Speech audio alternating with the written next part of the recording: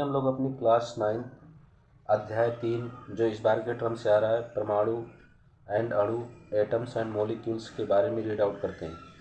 देखिए, प्राचीन समय में आपके पास जहाँ पर इम्पोर्टेंट है उसी के हम लोग भारतीय दार्शनिक महर्षि कणाद के बारे में बात करते हैं।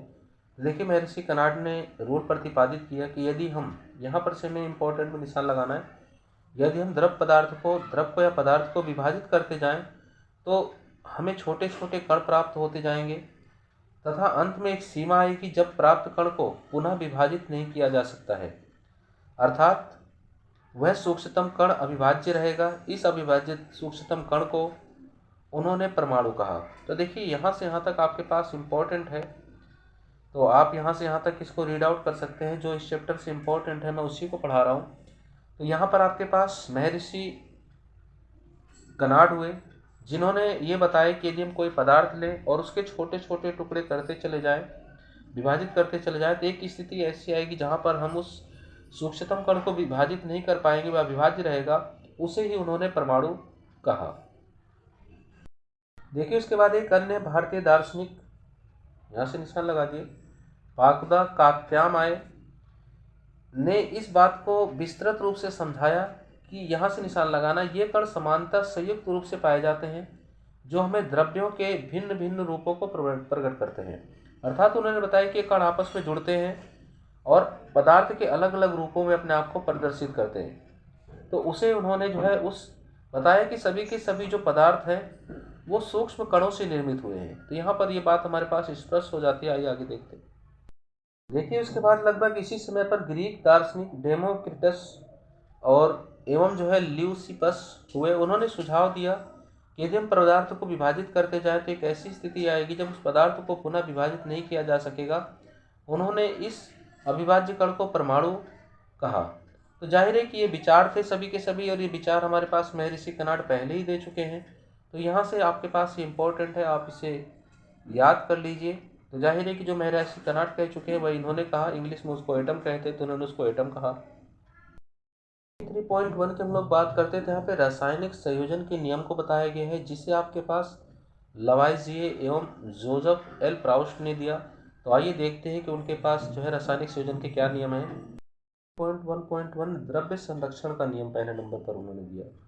तो यहाँ पर देखिए, द्रव्य संरक्षण का नियम क्या होता है। जब रासायनिक परिवर्तन संपन्न होता है तब द्रव्यमान में कोई भी, देखिए, द्रव्य संरक्षण के नियम के अनुसार किसी भी रासायनिक अभिक्रिया में द्रव्यमान का ना तो सृजन होता है और ना उसका विनाश किया जा सकता है। तो यहाँ पर मान लीजिए, रासायनिक अभिक्रिया से पहले और रासायनिक अभिक्रिया के बाद जो द्रव्यमान होगा वो स्थिर रहेगा। जैसे मान लीजिए रिएक्शन से पहले हमारे पास 3 पदार्थ हैं और एक पदार्थ का जो द्रव्यमान है वो 9 ग्राम है और दूसरे पदार्थ का जो द्रव्यमान है वो 2 ग्राम है और तीसरा जो पदार्थ है वो 4 ग्राम का है। और रिएक्शन के बाद हमारे पास 2 पदार्थ बने हैं, तो वो दोनों पदार्थ जो बने हैं उनका वजन आपके पास है 9 ग्राम। एक पदार्थ 9 ग्राम का है और दूसरा पदार्थ 6 ग्राम का है। तो जैसे हम स्पष्ट रूप से देख पा रहे हैं, 9 2 11 और 4 15 हो रहे हैं। तो हमारे पास अभिक्रिया करने वाले पदार्थ जो अभिक्रिया कर रहे हैं हमारे पास, और उसके बाद उत्पाद जो हमारे पास निर्मित हुआ है, उन दोनों का यदि हम वजन देखें तो 9 और 6 15, तो दोनों साइड आपके पास LHS इक्वल टू आपके पास RHS है। तो हम कह सकते हैं कि किसी भी रासायनिक अभिक्रिया के दौरान ना तो किसी पदार्थ का सृजन किया जा सकता है, ना किसी पदार्थ का विनाश किया जाता है। तो आपके पास द्रव्य संरक्षण का नियम यही कहता है और काफ़ी इम्पोर्टेंट है परीक्षा की दृष्टि से। आप इसे ठीक प्रकार से कर लीजिए। आइए नेक्स्ट वाले नियम को देखते हैं, स्थिर अनुपात का नियम। 3.1.2 स्थिर अनुपात का नियम। सबसे पहले हम लोगों ने द्रव्य संरक्षण का नियम पढ़ा, उसके बाद हम स्थिर अनुपात का नियम पढ़ रहे हैं। तो आपके पास लवाइजिए एवं अन्य वैज्ञानिकों ने इस बात पर प्रकाश डाला कि कोई भी यौगिक 2 या 2 से अधिक तत्वों से मिलकर बना होता है। तो ये किस प्रकार से एक दूसरे से फिक्स होते हैं, आइए उसी चीज़ को हम लोग समझते हैं। देखिए हमारे पास स्थिर अनुपात का नियम क्या कहता है, पहले नियम को समझ लेते हैं क्या है, उसके बाद फिर हम उसकी बारीकी को समझते हैं। देखिए किसी भी यौगिक, क्योंकि आपको पता है कि 2 या 2 से अधिक तत्वों से मिलकर यौगिक का निर्माण होता है, किसी भी यौगिक में तत्व सदैव एक निश्चित द्रव्यमानों के अनुपात में विद्यमान होते हैं, तो इसे हम लोग स्थिर अनुपात का नियम कहते हैं। आइए इस चीज़ को हम लोग थोड़ा डिटेल से समझें। यदि हम देखिए जल यौगिक की बात करते हैं तो H2O इसका रासायनिक फॉर्मूला है। यदि हम जल बनने की बात करते हैं तो यहाँ पर हाइड्रोजन का जो अनुपात है, हाइड्रोजन का जो द्रव्यमान होता है 1 ग्राम है, और इसके अंदर क्योंकि 2 जो है अणु लगे हुए हैं, मोल लगे हुए, तो हमने इसे मल्टीप्लाई करा तो हमारे पास ये 2 ग्राम आया, 2 ग्राम। और इसी प्रकार से ऑक्सीजन है, ऑक्सीजन की जो परमाणु संख्या है वो 8 होती है। ऑक्सीजन की परमाणु संख्या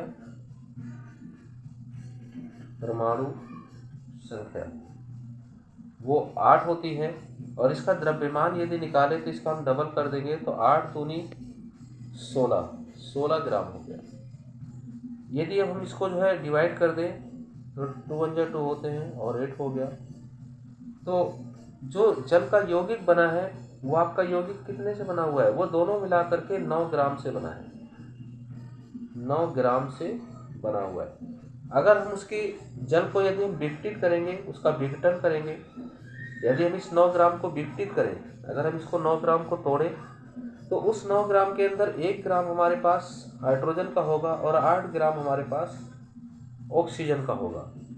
तो जो कि एक निश्चित अनुपात है, इसको चाहे हम किसी भी स्रोत से क्यों ना प्राप्त कर लें, चाहे हमारा प्राप्त करने का स्रोत कुछ भी क्यों ना हो, इसका अनुपात जो इस जल का जो अनुपात होगा हर जगह पर वो कैसा होगा, वो आपके पास निश्चित होगा। चाहे इस जल को आप किसी तालाब से लेकर आओ या फिर क्या नाम है इसे आप अपने नल से प्राप्त करो, या फिर किसी विदेशी स्रोत से आप इस जल को प्राप्त करो, विदेशी स्रोत हो या फिर समुद्र हो, कुछ भी हो, तो वहाँ पर जो जल की कंपोजिशन हमको दिखाई देगी, जो जल की बनावट दिखाई देगी, उसमें 1 ग्राम उसमें आपके पास जो है हाइड्रोजन होगा, और उसके बाद 8 ग्राम उसके अंदर ऑक्सीजन आपका मिला होगा। तो अर्थात इसके बीच में एक निश्चित अनुपात है, तो इसी को हम लोग स्थिर अनुपात का नियम कहते हैं। आइए आगे देखते हैं। देखिए डाल्टन के परमाणु सिद्धांत के अनुसार सभी द्रव्य, चाहे वो तत्व क्यों ना हो, चाहे वो यौगिक हो या मिश्रण हो, सभी के सभी सूक्ष्म कणों से मिलकर बने हैं, जिन्हें हम परमाणु कहते हैं। डाल्टन के सिद्धांत की विवेचना निम्न प्रकार से कर सकते हैं। तो देखिए पहले नंबर पर आपके पास क्या है कि सभी द्रव्य परमाणुओं से निर्मित हैं, जो आपके पास जो है क्या नाम है पाकुदा कात्याम कह चुके हैं, जो किसी रासायनिक अभिक्रिया में भाग लेते हैं। तो ये जो आपके पास परमाणु है ये क्या करते हैं, किसी भी रासायनिक अभिक्रिया में भाग लेते हैं। उसके बाद देखिए दूसरे नंबर पर हमारे पास परमाणु अविभाज्य सूक्ष्मतम कण होते हैं, जो रासायनिक अभिक्रिया में ना तो सृजित होते हैं और ना ही उनका विनाश होता है। तो ये भी मैं आपको बता चुका हूँ कि द्रव्य संरक्षण के नियम में हम लोगों ने इसको पढ़ा हुआ है कि जो ये परमाणु आपके पास है, सूक्ष्मतम कण है, ये किसी भी रासायनिक अभिक्रिया में ना तो सृजित होते हैं और ना ही इनका विनाश होता है। जिस प्रकार से उसी प्रकार से रहते हैं। ये आगे देखते हैं। हमारे पास तीसरे नंबर पर क्या है, दिए गए तत्वों के सभी परमाणुओं का जो द्रव्यमान होगा एवं रासायनिक गुणधर्म होगा वो समान होगा, अर्थात उसमें कोई भी चेंजेस नहीं होगा। चौथे नंबर पे क्या चीज़ है, भिन्न भिन्न तत्वों के परमाणुओं के द्रव्यमान एवं रासायनिक गुणधर्म भिन्न भिन्न होते हैं। जैसे मैंने बताया कि हाइड्रोजन जो है इसका परमाणु द्रव्यमान अलग होगा, 1 ग्राम हो गया। इसी प्रकार से ऑक्सीजन है तो ऑक्सीजन का जो है 16 ग्राम हो गया। इस प्रकार से जो है क्या नाम है, जो भी आपके पास परमाणु दिए गए तत्व के परमाणु हैं उनका द्रव्यमान भिन्न भिन्न होता है तथा इनके गुणधर्म भी भिन्न भिन्न होते हैं। उसके बाद आइए आगे देखते हैं। देखिए इसके बाद 5वें नंबर पे कि भिन्न भिन्न तत्वों के परमाणु परस्पर छोटी पूर्ण संख्या के अनुपात में सहयोग करके एक यौगिक का निर्माण करते हैं।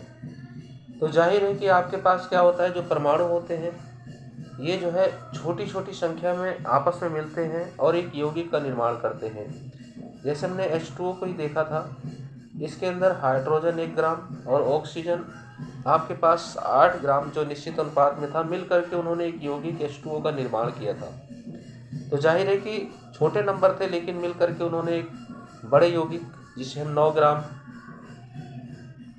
के जल का उन्होंने निर्माण किया था। इसी प्रकार से नेक्स्ट हमारे पास है 6 नंबर पे, किसी भी यौगिक में परमाणुओं की जो सापेक्ष संख्या एवं प्रकार निश्चित होते हैं।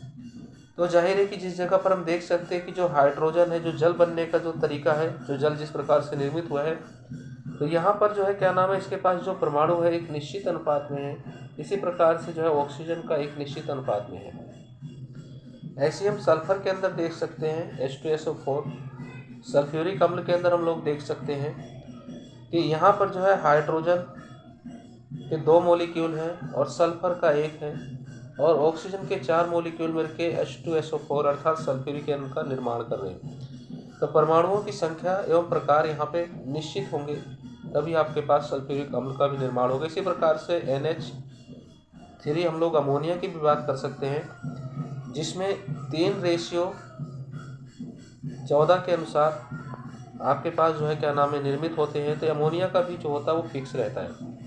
यहाँ पर 3 आपके पास 3 ग्राम हाइड्रोजन और 14 ग्राम नाइट्रोजन मिल करके, क्योंकि N जो होता है वो 7 होता है, 7 का डबल हो जाएगा 14 ग्राम, और H का जो द्रव्यमान होता है 1 होता है और 3 यहाँ पर मॉलिक्यूल लगे हुए हैं, तो इसकी वजह से 3 ग्राम हो जाएगा। आइए आगे देखते हैं। ये हम लोग NCERT प्रश्नोत्तर की बात करते हैं। क्लास 9 चैप्टर को मैंने जहाँ तक समझा दिया है, उसके बाद जो क्वेश्चन आंसर आपके NCERT बुक में दिए हुए हैं उसके आंसर को मैं आपको बताने जा रहा हूँ। यहाँ पर देखिए क्वेश्चन हमें क्या गिवन है। प्रश्न नंबर 1, एक अभिक्रिया में 5.3 ग्राम सोडियम कार्बोनेट और 6.0 ग्राम एसिटिक अम्ल अभिकृत होते हैं। 2.2 gram carbon dioxide, 8.2 gram sodium acetate और 0.9 ग्राम जल उत्पाद के रूप में प्राप्त होते हैं। इस अभिक्रिया के द्वारा दिखाए गए यह परीक्षण द्रव्यमान संरक्षण के नियम के अनुरूप है। सोडियम कार्बोनेट आप लोग और एसिटिक अम्ल के द्वारा जो है सोडियम एसिटेट, कार्बन डाइऑक्साइड और जल में निर्मित होते हैं। तो आइए इस क्वेश्चन को हम लोग बारीकी से समझते हैं और करते हैं। तो सबसे पहले हम लोग जो है क्या नाम है इसके आंसर को देखते हैं।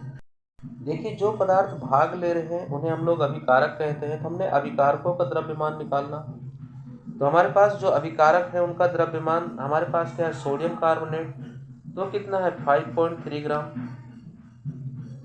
और उसके बाद एसिटिक अम्ल का जो द्रव्यमान है वो हमारे पास है 6 ग्राम, और दोनों को हमने जोड़ लिया तो हमारे पास टोटल द्रव्यमान जो आ रहा है 11.3 ग्राम आ रहा है। कौन से, जो भाग ले रहे रासायनिक अभिक्रिया में। उसके बाद जो उत्पाद हमें प्राप्त हुए रासायनिक अभिक्रिया के बाद, एरो के बाद जो हमें प्राप्त हो रहा है, तो रासायनिक अभिक्रिया के पहले जो है दोनों पदार्थों का जो योग है वो 11.3 ग्राम है। इसी प्रकार से रासायनिक अभिक्रिया होने के बाद हमें एक प्रोडक्ट मिला है सोडियम एसिटेट, जिसका द्रव्यमान 8.2 ग्राम है, और उसके बाद कार्बन मिला है वो 2.2 ग्राम है, और उसके बाद हमें जल मिला है जो 0.9 ग्राम का है। यदि हम तीनों को ऐड करते हैं तो हमें फिर से जो है 11.3 ग्राम जो है क्या नाम है प्राप्त होता है। तो हम कह सकते हैं कि रासायनिक अभिक्रिया से पहले और रासायनिक अभिक्रिया के बाद दोनों का जो मान है वो बिल्कुल समान है, अर्थात 11.3 ग्राम 11.3 ग्राम, अर्थात LHS बराबर RHS है। तो यह स्पष्ट करता है, 1 और 2 से हमें स्पष्ट हो जाता है कि द्रव्य संरक्षण का नियम जो है वो इसको फॉलो करता है। तो द्रव्य संरक्षण का हमारा नियम क्या कहता है, किसी भी रासायनिक अभिक्रिया के दौरान ना तो पदार्थ का सृजन किया जा सकता है और ना विनाश किया जाता है। तो ये एग्जाम्पल आपको पूर्ण रूप से स्पष्ट रूप से बात बता रहा है। तो आइए नेक्स्ट क्वेश्चन के आंसर को देखते हैं। आइए प्रश्न नंबर 2 को देखते हैं। हाइड्रोजन एवं ऑक्सीजन द्रव्यमान के अनुसार 1:8 के अनुपात में सहयोग करके जल निर्मित करते हैं, जो मैंने इससे पहले भी आपको बता दिए। अगर हमें 3 ग्राम हाइड्रोजन गैस के साथ पूर्ण रूप से सहयोग करने के लिए कितने ऑक्सीजन गैस की द्रव्यमान की आवश्यकता होगी। तो ये क्वेश्चन में हमें पूछा गया है। तो आइए इसके आंसर को हम लोग देखते हैं। तो देखिए यहाँ पर जो हाइड्रोजन और ऑक्सीजन का अनुपात है 1:8 है। 1 ग्राम हाइड्रोजन के साथ 8 ग्राम ऑक्सीजन सहयोग करती है। तो इसी प्रकार से 3 ग्राम हाइड्रोजन के संग यदि सहयोग करना है तो 8 और 3 की गुणा कर दे तो 24 ग्राम की आवश्यकता होगी। अर्थात 1 ग्राम बराबर 8 ग्राम ऑक्सीजन के, तो 2 ग्राम बराबर एक और 8 आ गया आपके पास। ऐसे प्रकार से एक 3 ग्राम की हम बात करेंगे, तीसरा जो आएगा हमारे पास 1 ग्राम और, तो उसके लिए 8 और आवश्यकता पड़ेगी। अर्थात 8 16 8 के 24, या फिर डायरेक्ट आप 3 से इसकी मल्टीप्लाई कर लें। और इस क्वेश्चन को आप बहुत आसानी से बता सकते हो, कुछ नहीं है। 1 ग्राम में 8, तो 3 ग्राम के लिए आप डायरेक्ट उसको मल्टीप्लाई कर सकते हो। तो इसका मतलब है कि हमारे पास 24 ग्राम ऑक्सीजन की आवश्यकता होगी। देखिए हम लोग प्रश्न नंबर 3 की बात करते हैं। डाल्टन के परमाणु सिद्धांत का कौन सी अभिगृति द्रव्यमान संरक्षण के नियम का परिणाम है। तो देखिए डाल्टन के सिद्धांत की जो दूसरी अभिगृति है द्रव्यमान के संरक्षण का नियम परिणाम है। तो मैंने जो 6 आपको पढ़ाया तो उसमें दूसरे नंबर पर ये था, जो इस प्रकार है। परमाणु अविभाज्य सूक्ष्मतम कण होते हैं जो रासायनिक अभिक्रिया में ना तो सृजित होते हैं और ना उनका विनाश होता है। तो ये सेकेंड नंबर पे डाल्टन थ्योरी के अंतर्गत मैंने आपको पढ़ाया है, तो आप उसे जाकर देख सकते हो। तो आइए नेक्स्ट वाले क्वेश्चन का आंसर देखते हैं। उनके अनुसार 6 हम लोगों ने उनके पोस्टल्यूट को पढ़ा, सिद्धांत को पढ़ा, उसे आप आसानी से देख सकते हैं। हमारा क्वेश्चन नंबर 4 है, डाल्टन के परमाणु सिद्धांत का कौन सी विकृति निश्चित अनुपात के नियम की व्याख्या करती है। तो हम लोगों ने 6 नंबर वाली पढ़ी थी, लास्ट आइडेंटिटी डाल्टन की उसकी। तो देखिए डाल्टन के परमाणु सिद्धांत की विकृति जो 6 है वो निश्चित अनुपात के नियम की व्याख्या करता है। और निश्चित अनुपात मैंने आप लोगों को बता रखा है, स्थिर अनुपात का नियम जो इस प्रकार है, किसी भी यौगिक में परमाणुओं की जो सापेक्ष संख्या है एवं प्रकार वो निश्चित होते हैं। तो जो परमाणुओं की संख्या होती है वो निश्चित होती है। तो जल का आप जैसे देखोगे, किसी भी चीज़ का देखोगे, अगर हम अमोनिया की भी बात करते हैं तो इसमें जो NH3 है तो उसके अंदर जो नाइट्रोजन है और जो आपके पास हाइड्रोजन है वो दोनों के दोनों फिक्स होंगे, उनकी सापेक्ष संख्या फिक्स होगी, उसमें कोई भी डिफरेंसेस नहीं होंगे। तो मैं इस चैप्टर के भाग को यहाँ तक बता रहा हूँ, क्वेश्चन आंसर तक। उसके बाद नेक्स्ट में मैं अगले वीडियो के अंतर्गत इसको दूंगा। तो आप मेरे चैनल हेलो शिक्षा के संग जुड़े रहिए, लाइक करिए, सब्सक्राइब करिए, शेयर करिए, कमेंट करिए। आप सभी बच्चों का वीडियो देखने के लिए धन्यवाद।